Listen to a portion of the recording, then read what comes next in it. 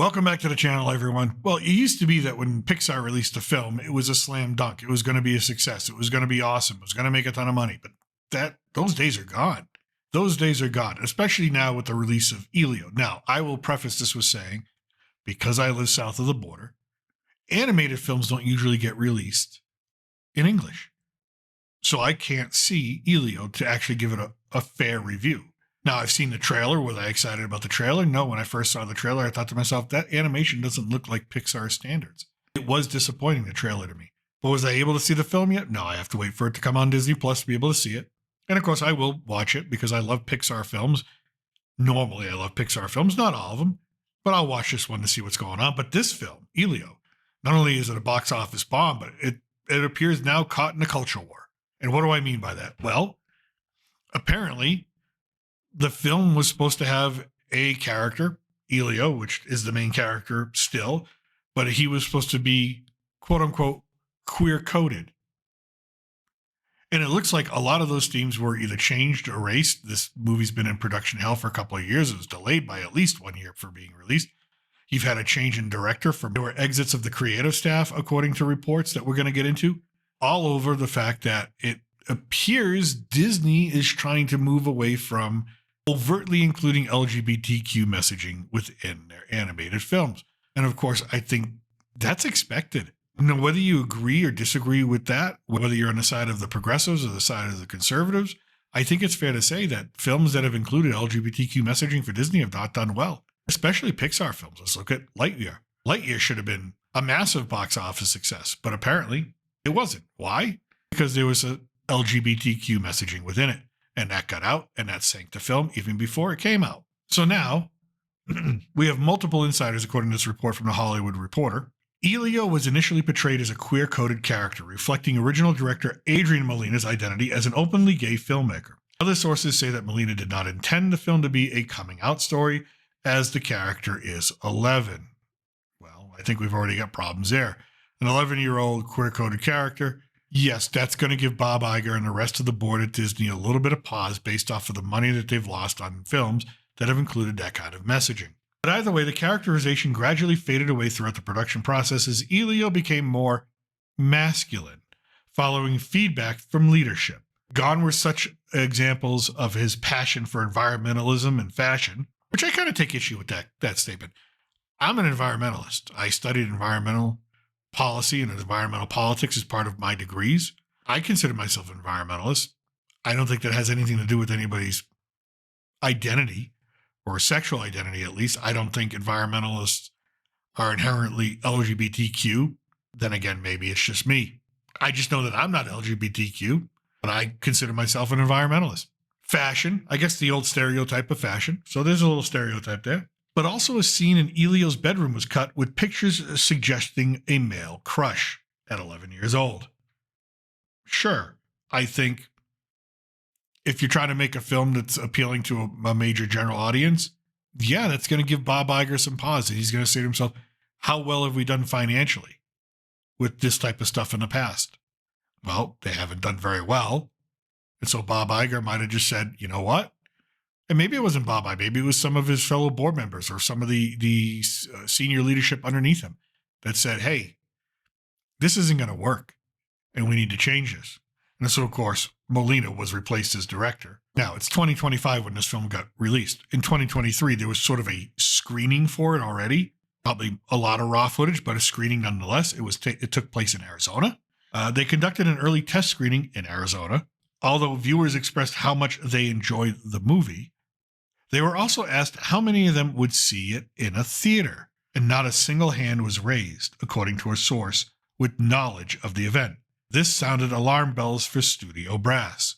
So maybe it wasn't so much that there was LGBTQ content in the film, but maybe it was that the film, and again, when I saw the trailer, I said to myself, that looks like something that should be on Disney Plus. It doesn't look like Pixar quality cinema. You know, I'm talking WALL-E, I'm talking Nemo, I'm talking The Incredibles, those type of films, Inside Out, those type of films, which when you see them, those are cinema quality animated films.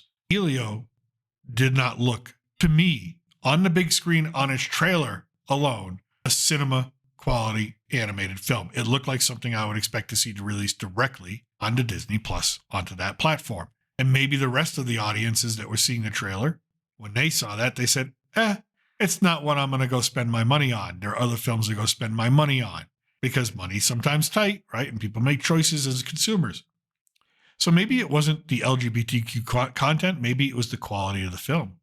And I think this early test screening might have said something about that. It was around the same exact time that Molina screened his latest cut for the film to Pixar leadership. And of course, Pixar boss Pete Docter, well, he really didn't like it. And I guess the feedback he gave to Molina was quite hurtful and painful for Molina to hear. As with any creator, right? You're an artist, you create something to get negative feedback. Sometimes, yeah, it sucks. But you know what? If you're going to work for the House of Mouse and that juggernaut, you better have some thick skin, because they just want to make money. They're a business. Business doesn't care about your feelings, nor does it care about your personal art.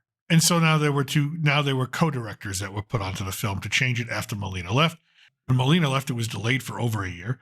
The film finally arrived in theaters this June 22nd and bombed with just $20 million domestically, the lowest opening frame at the box office in Pixar history. Now down below here we have Sarah Ligatich, who is an assistant editor at Pixar, a former assistant editor, and she's also a member of the company's internal LGBTQ group PixPride. She said, "I was deeply saddened and aggrieved by the changes that were made." Well, why were you aggrieved by them? Were you aggrieved because you wanted that kind of messaging in the film? Or were you aggrieved because you thought the quality of the film was different? They went on to say that there was an exodus of talent, which some say is true, some say is not. That some of the talent that were working on the film decided to say, nope, we're not going to work on this film anymore. Quit. So that's fine. Well, that's everybody's choice, right? Another anonymous Pixar employee is quoted as saying, "It was pretty clear through the production of the first version of the film that studio leaders were consistently sanding down these moments in the film that alluded to Elio's sexuality of being queer, as is the studio's right. It's the studio's money. They're paying for a specific product. They're not paying for your message. So you can be upset about that all you want. But in the long run, if the studio executives, the people who are ponying up the money and are responsible for the bottom line of the company, are saying that this is what they want, well, that's what you give them. It's simple customer relationship, simple boss-employee relationship. It's just how it works. But apparently that upset a lot of people, as well as America Ferrara, who actually exited the film, refused to do any more lines for it. But for her reasoning, it was stated that because Molina was fired from the film or removed from the film, I don't want to say he was fired, he was removed from the film or exited the film in whatever capacity that means, she was upset that there wasn't enough Latinx or Latina, Latino, whatever word you want to use for it, representation on the production staff. And that caused her to say goodbye. Now, with all these changes, you have another former employee of Pixar, who I guess is a former employee because they were upset that they changed the messaging, said, "Suddenly you remove this big key piece, which is all about identity, and Elio just becomes about totally nothing." I think that quote demands a little bit more attention. Why? If you have a film that's just all about identity, then you really don't have a film. You have a character. You don't have a narrative. You don't have a story. So if you remove just the identity of a character from a film and you end up with nothing, you had nothing to begin with. You don't have a story. But still, in the end, we have a film that, whether it includes queer-coded messaging or doesn't include queer-coded messaging, seems to be a film that is unable to look itself in the mirror and say, it really wasn't that good of a film. The quality wasn't there. I think it's safe to say that because audiences made that determination themselves. They literally came out and said, we're not giving our money to it. It was a $150 million budget. Some rumored up to $200 million. So it's a huge box office flop for Disney. And now a lot of the employees or some of the staff has been famously posted on their Pixar Instagram is blaming the audience, saying the audience is always asking, we want things that are original. We want things that are original. We want more original content. And they say, well, the audience got original content and they didn't show up for it. So it's the audience's fault. It's your fault that Elio flopped, which I would say is a ton of shit. That's just total bullshit, folks. We do want original content. I love original content, but I like good original content. Just because something's original doesn't mean it's good. Just because something's unique doesn't mean it's going to be a smash hit. Doesn't mean it's going to relate or connect with audiences. But in the end, it looks like that's what this film's legacy is going to be. It's going to be a film that is going to be looked at and pointed to and said, it failed because the audience didn't want it. Why didn't the audience want it? Because they don't like original content. Well, they do like original content. Well, they don't like the LGBTQ queer-coded messaging that was, even though removed, still subtly in there in places. No, that's not the case. I don't really believe that's the case. I believe what the case is that it really just didn't look like a good movie to begin with. The trailer didn't grab you. The trailer didn't get you excited. The marketing didn't get you excited. There was barely any marketing. I don't remember much marketing at all. Usually when you get a Pixar film out, it's marketing everywhere. And I didn't see much of it anywhere. So even Disney itself knew that, said, hey, let's kind of hedge our bets here and cut some of our losses. But in the end, what we're going to remember Elio for is that it was a film that never knew what it was supposed to be, what it wanted to be. It just knew it had a message and a character that they wanted to portray, but they didn't have a good story around there to put them in. They didn't have anything to wrap them in. They didn't have anything to give them to do. And they didn't have a way to connect to the audience. And when you don't have those things, it doesn't really matter what your film is. It's destined to fail. Word of mouth will get out. Enthusiasm for the project won't be there. And you'll be looking at negative box office numbers. So did Elio fail because of the LGBTQ culture war going on inside Disney? It could have had something to do with the lack of quality in the film. It could have had something to do with the staff saying, you know what, they're not going to let us say our message and we're not going to give them a great film. Sure, I can see that. Sort of like a little quiet quitting, a little quiet protest of making a bad product. Sure, I can see that. But that's not why it failed. It failed because it was a bad product. And in the end, they're just going to have to learn to eat that one and hopefully learn their lesson. And the next thing they put out hopefully is better. But also, I think Elio represents something else. We go from Lightyear to the Disney Plus show Win or Lose, where they removed the transgender storyline from it before putting it on the platform. Still, once that got out, that kind of killed that series too. You don't remember anything. You don't hear anything about that. All connected with the quote-unquote Parents' Bill of Rights or the Don't Say Gay Bill, whatever you want to say, in that controversy when Chapek was a CEO. Now you get to the production of Hopper, one of their big upcoming releases. And you see the pendulum begin to swing in the culture war. You see the pendulum begin to swing back to what Disney originally was, family values. And again, you can agree and disagree what those family values are. That's fine. Everybody's got their point of view, but Disney's got theirs and they want to go back to what they were doing. Even in Hopper, they need to tone down the themes of environmentalism because somewhere in somebody's mind, that means you're LGBTQ. Again, I disagree with that. But again, that's the stereotype they're going with. And they're also being told, the producers of the movie, the animators are being told that you cannot have divorce in this movie. So not even divorce.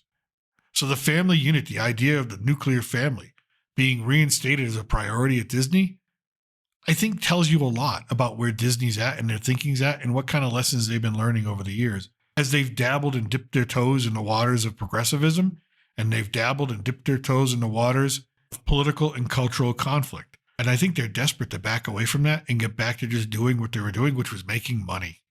They were making a lot of money. And again, in the end, you may not like that. You may love it, but they're a business and that's what they're going to do. They're going to want to make money and you really can't fault them for that. So with that, let me know in the comment section. If you're in the United States and you saw Elio, what did you think of it? Do you think it deserved the bomb? Do you think it deserved better? And do you think Disney is starting to reevaluate the value propositions it places within its products, specifically film and television, in an effort to get back to what Disney was in the 80s, the 90s, and even a little bit in the early 2000s? Personally, I think they are. But again, that's just my opinion. And remember, I'm still your reluctant gringo. I thank you for watching from south of the border. I hope everybody's enjoyed their holiday weekend. Salut, a huevo. I'll see you down the road.